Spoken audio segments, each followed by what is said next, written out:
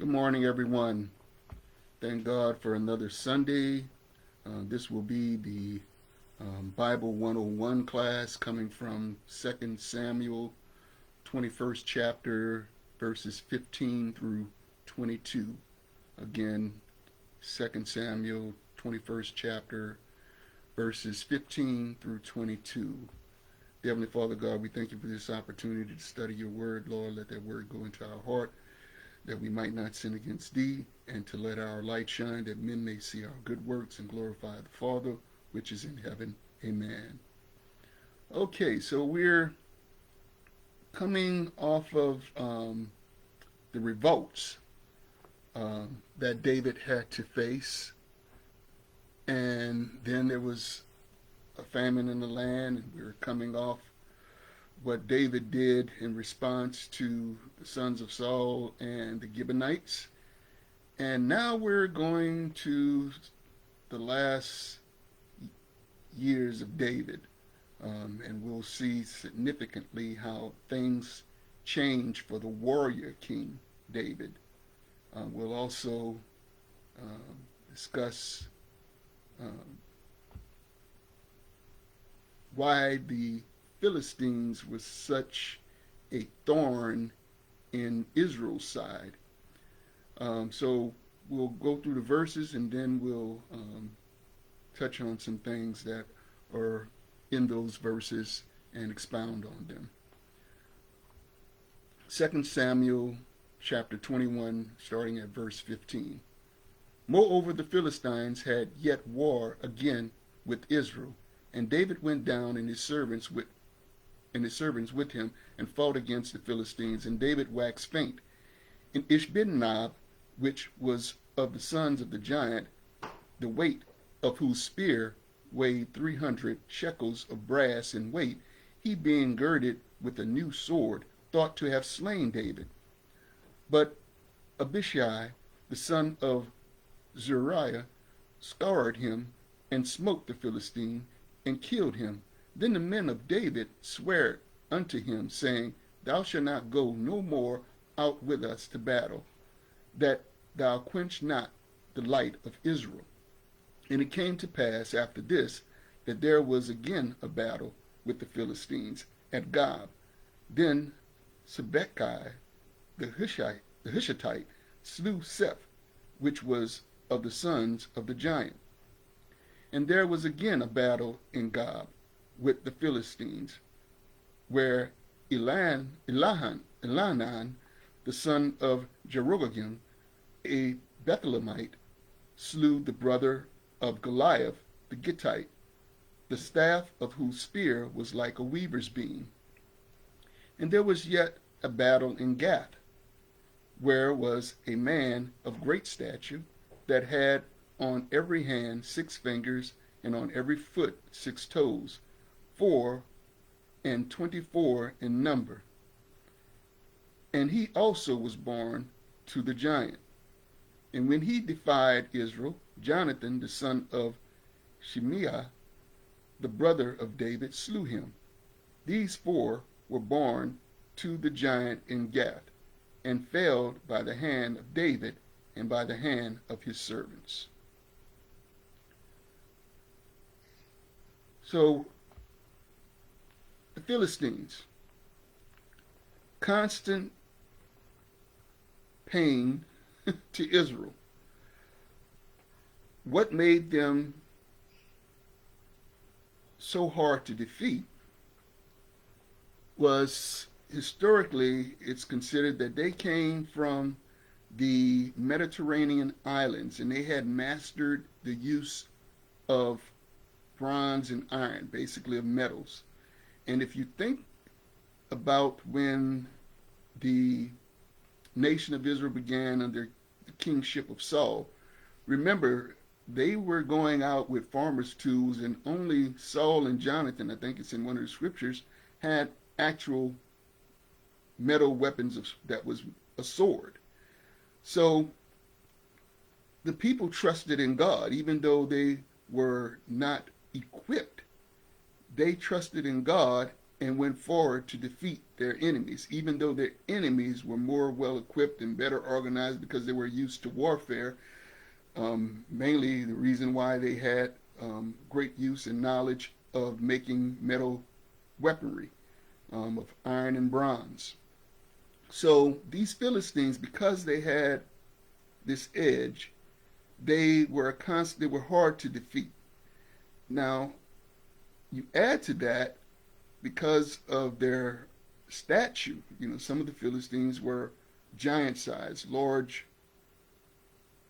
tall people. And when you look at the word giant, it's giant. I mean, they were big.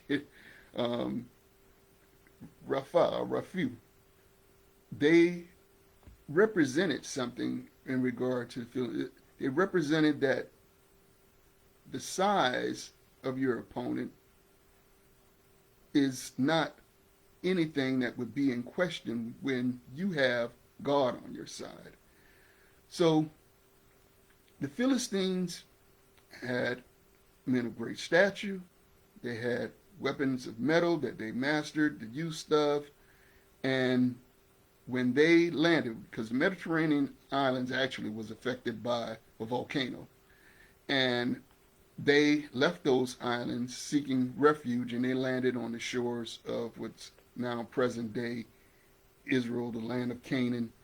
And of course, they just wiped out anybody that was there.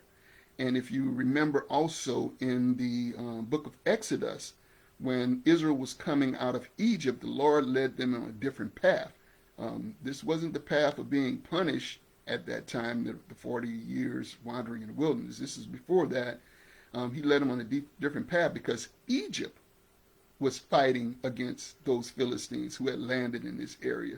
So the war was thick and fierce. So the Philistines, think about it, was so powerful that they basically fought with Egypt initially, even though they had been trading partners with Egypt. But so Egypt then gave them refuge in that land. And they played vassal state to Egypt. So just trying to set up, what we're looking at here. So for David to establish his kingdom and for Israel to establish a kingship, they had to subdue the Philistines.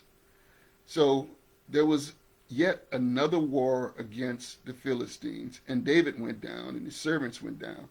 Now, David was now fighting against sons of the giants. These were of the family that Goliath came from, and also, this group of people.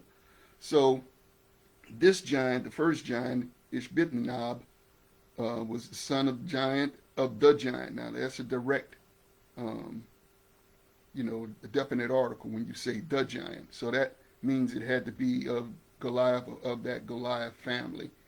Okay, so then they describe what he fought with. Of course, he's going to think about it. A spear that weighed 300 shekels of brass. Again, brass. Knowing how to work the bronze and the brass and the metals.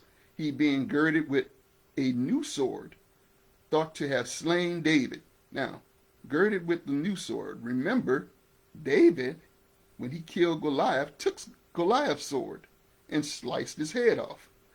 So he's now girded with all this weaponry, and they thought he had slain David. So he fought against David, but David is older now. He's not the David that threw the slingshot. He's not the David that had conquered all these cities. He's an older warrior. And just like in boxing, as these heavyweight champions get older, they can't retain the crown forever. And finally, youth wins. So, Abishai, the son of Zeruiah, scoured him, and that basically means protected David.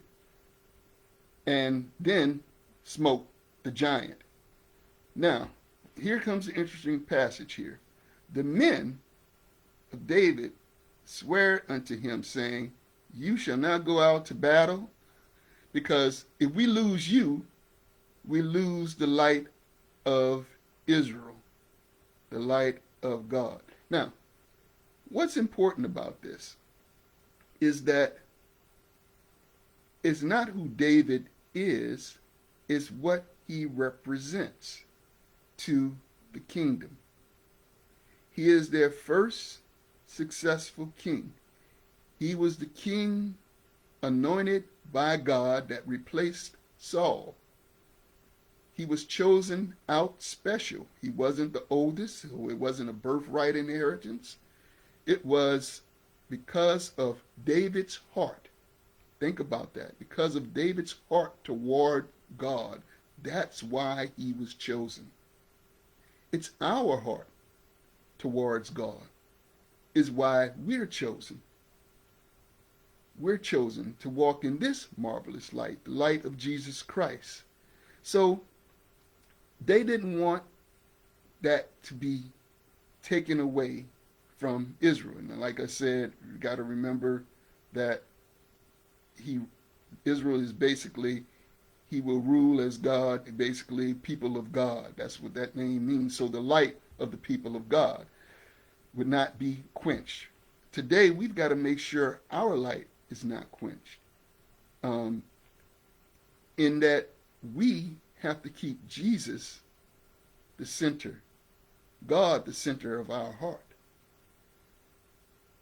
God will always have an Abishai to protect against those forces we think that are unbeatable, the giants, the Philistines, who have more, who are considered great men, but they all felt and died at the hands of someone, whether it was David, whether it is Abishai, and these other ones we're going to continue on about.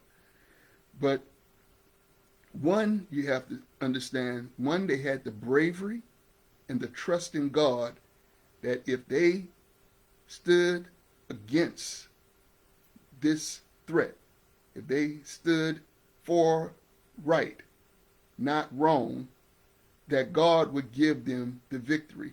So what David's light had shown was his heart for God, and what's the second thing? His faith in God. That's the light. That's the light that we are to show to other people that would lead them to believe and trust and have faith in God, knowing that they'll have the victory. So David, that's the light that these mighty men of David was saying would not be quenched. What you showed us, how you trusted God, how you have a heart for God, how you have faith for God, we don't want that quenched. But yet, they're going out on those three things without David. So let's see how it turns out for him. So, verse 18, here's another what? Battle, giant. Here, Sibbecai, a Hushite. And now, when you see Hush, it's actually Cush. So, he was black. So, Sibbecai, the Hushite or the Cushite, or descendants of Cusha, okay, slew Seth. Now, Seth was what? The sons of the giant. Now, we keep going back to a definite article. So there was a source of this clan, this giant clan, the son of the giant. So there was a the giant. And this group of people, Israel was constantly fighting against. They were less than these people in weaponry, and they were less in stature, but their faith and their trust in God allowed them to obtain victory even against the size and the might of the Philistines. Now,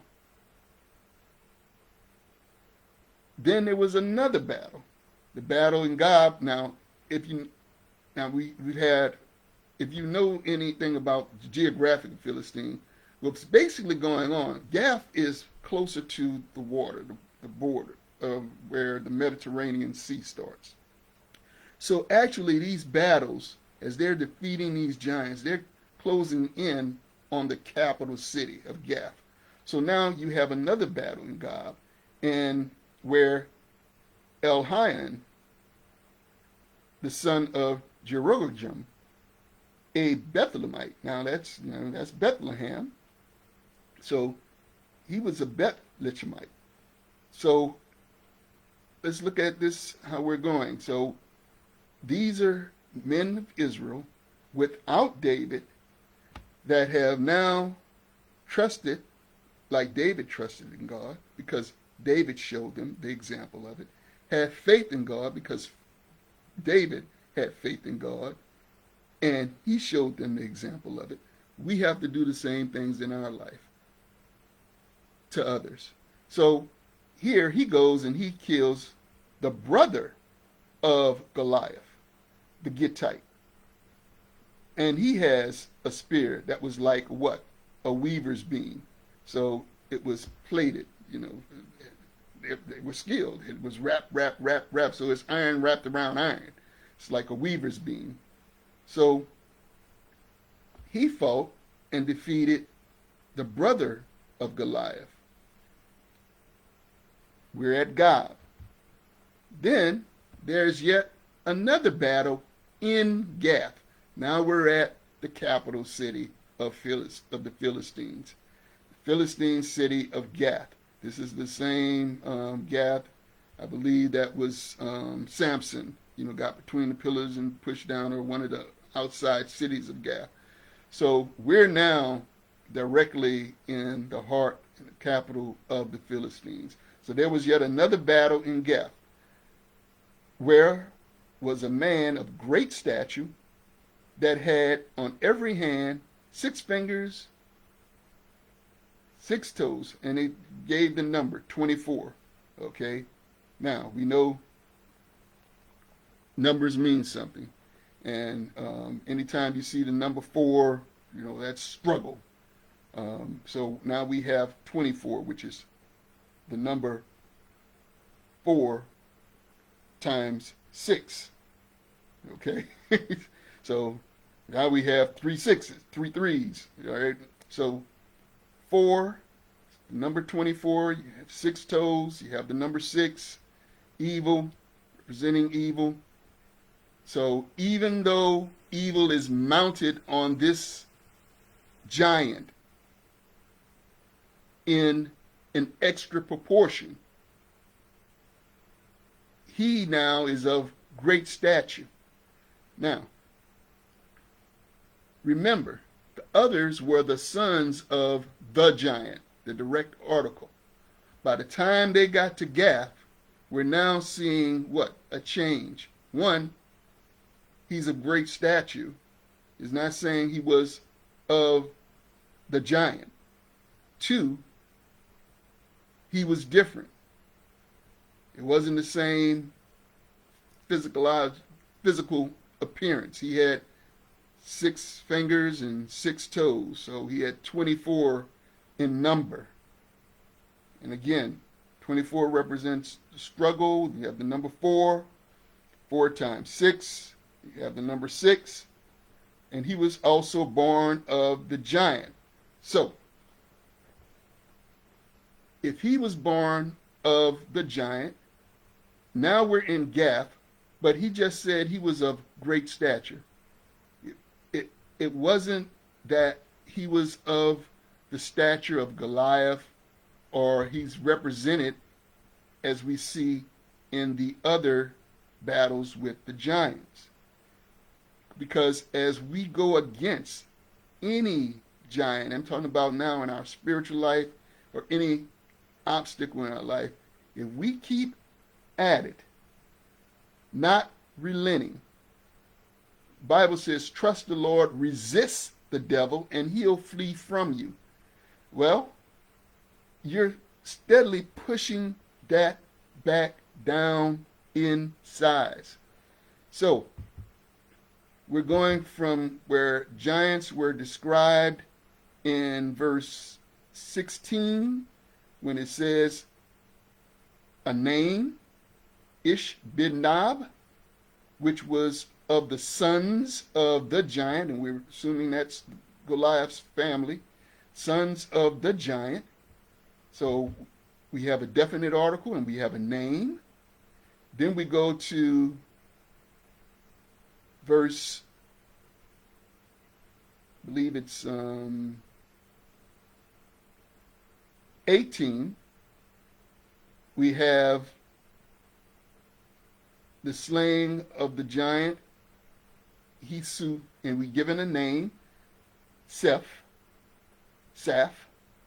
which was of the sons of the giant, assuming that to be Goliath, that family. Then we go down to 18. There was again another battle, and we have no name, but he's the brother of Goliath, the Gittite. So we know the name Goliath appears here, but when we get to verse 20, there's no name. It says he's the son of the giant, but there's no name, and then there's a physiology deformity, but we're in the city of Gath. So God has given them the victory over someone who had more knowledge of weaponry and someone who was of greater stature than them. So now when this giant defied Israel, Jonathan, the son of Shema, the brother of David, slew him. Notice, and that's why I went through telling you about the path I was going, what they were facing. Took the time to tell you about the numerology, then took the time to tell you about this giant and the number it represents. Here, David's brother slew this giant. Shema, David's brother, slew him. So, these four were born to the giant in Gath and fell by the hand of David and by the hand of his servant. So now that is no more a problem for Israel. And they did it without David being on the battlefield because they learned from the examples of David. They learned not only of his war skills, but they learned mainly of his faith and trust in God, that no matter the obstacle, no matter the giant, no matter the weaponry of the giant, no matter the family of the giant, they had the victory following the example of David. They did not want that light to be quenched. We can't have that light to be quenched in us. Example for African Americans, the assassination of Martin Luther King, the assassination of Malcolm X, the assassination of Medgar Evers. Our light didn't go out because of the example of their spiritual connection with God. The devil, the evil, thought that if they take out that, it would stop the people.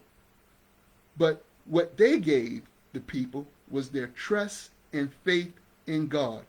Each one of those three I said, Medgar Evers, Malcolm X, Martin Luther King, had a solid spiritual connection, faith, and trust in God that they can take on giants, that God was with them, and they'll win.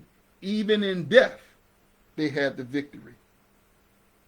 So, thank you for giving me the opportunity to go over this brief overview of the Bible 101 class, coming from 2 Samuel 21st chapter, verses 15 through 22. Take care. Have a great week. God bless.